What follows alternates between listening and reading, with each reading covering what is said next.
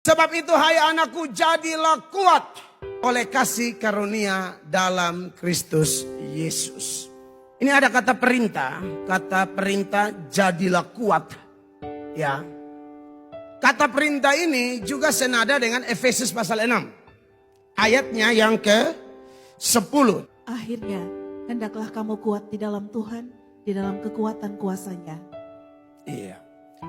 Saudara-saudara, dua ayat tersebut di 2 Timotius 2 ayat 1 maupun Efesus pasal 6 ayat 10. Kata hendaklah kamu kuat, jadilah kuat. Itu dia pakai kata Yunani yang sama, saudara-saudara, yaitu endunomo. Endunomo yang dipakai di 2 Timotius. Kalau endunomoste itu dipakai di Efesus 6 ayat 10. Ini adalah kata perintah bentuk pasif. Kalau kata perintah bentuk aktif berarti kau yang mesti action. Tapi kalau kata perintah bentuk pasif itu artinya sekalipun ini perintah, tapi pesannya begini, kamu tuh bisa kuat kalau dalam Tuhan. Kamu tidak mungkin kuat dengan kekuatanmu sendiri, itu tidak bisa. Tidak akan bisa. Kalau dipaksakan tumbang. Kalau dipaksakan tumbang. Saya renungkan ya, saya selalu berpikir tentang Simon Petrus itu ya. Sebenarnya Petrus itu yakin bahwa dia bisa dan dia coba buktikan. Tapi memang kacau semua. Kalau dibangun di atas yakin bahwa saya ini mampu. Petrus potong telinganya Malkus. Ya, di Getsemani itu. Sebenarnya itu adalah upaya untuk memenuhi komitmen dia di perjamuan malam itu. Saya tidak akan goncang, saya rela mati. Tidak ada yang berani angkat pisau. Petrus sudah siap mati di Getsemani. Ini pertembahan tamsu. Masalahnya beberapa jam yang lalu ini saya sudah janji. Dan dia juga mungkin membuktikan Tuhan salah. Saya betul. Yang Tuhan bilang sebelum ayam berkokok 2 kali aku menyangkal 3 kali itu Tuhan salah. Saya akan buktikan. Dibuktikan dengan apa? Cabut pisau, hantam Malkus punya telinga.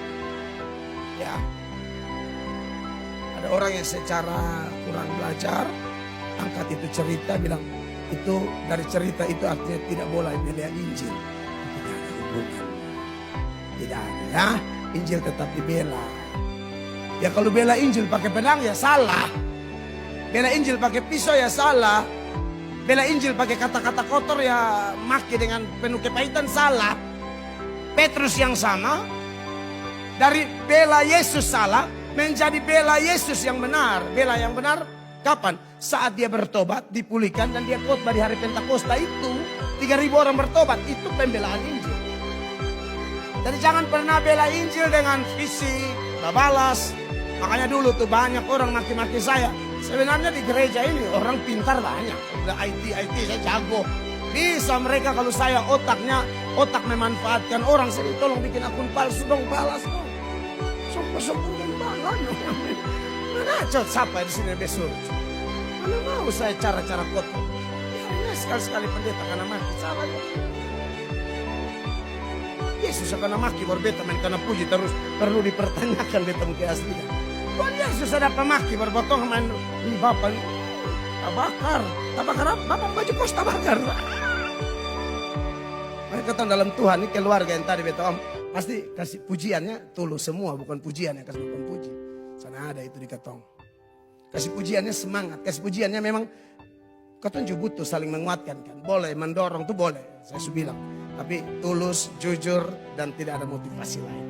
Makanya saya tidak mau tuh melakukan akun palsu. Ada tuh masih curiga, Pak Beta tuh ada akun palsu.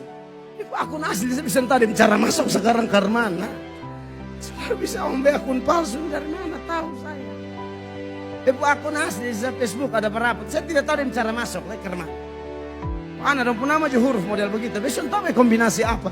Itu tahu. Yang terakhir ini simpan mati, sana hafal juga. Pokoknya simpan. Kalau aku tinggal copy paste, siapa mau hafal panjang kalau ayat mengkali. Kita hafal. Nah, bisa saja manfaatkan jemaat-jemaat pintar yang apa bisa saja kita ronde orang.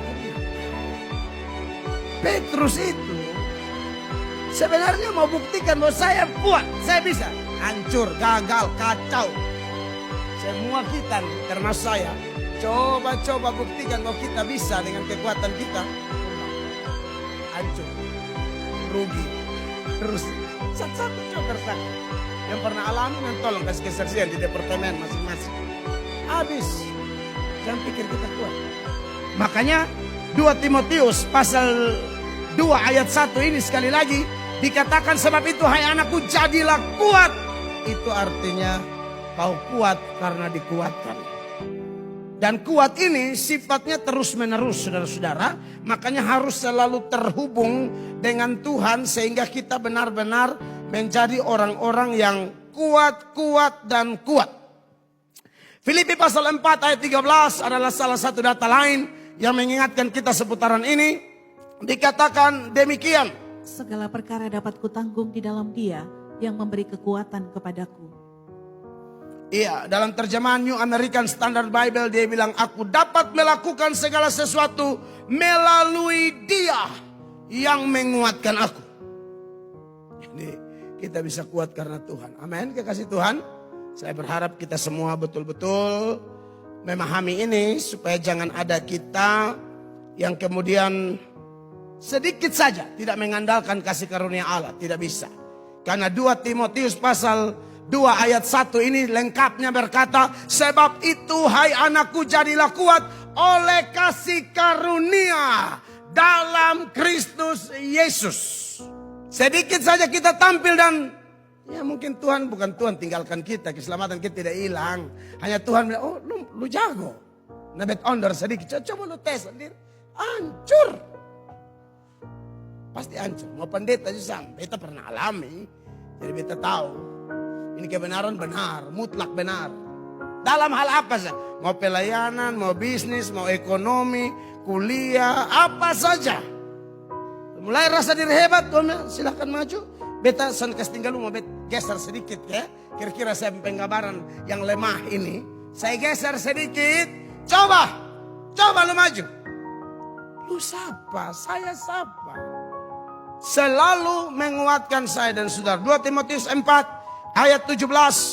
Sama-sama baca data pembanding ini 2-3. Tetapi Tuhan telah mendampingi aku dan menguatkan aku, haleluya, supaya dengan perantaraanku Injil diberitakan dengan sepenuhnya dan semua orang bukan Yahudi mendengarkannya. Dengan demikian aku lepas dari mulut singa. Makanya mau khotbah apapun mau khotbah, kita harus bikin ini. Jemaat harus bikin ini. Bapak Gembala juga harus bikin ini. Tapi ujung-ujung kita semua diingatkan. Kalau nanti kita berhasil, semua karena Tuhan. Amin. Makanya Yohanes 15 ayat 5 itu jangan pernah lupa itu ayat tuh. Sama-sama 1, 2, 3. Akulah pokok anggur dan kamulah ranting-rantingnya. Barang siapa tinggal di dalam aku dan aku di dalam dia, ia berbuah banyak. Sebab di luar aku kamu tidak dapat berbuat apa-apa. Makanya dia bilang kalau mau jadi prajurit harus mulai dengan begitu.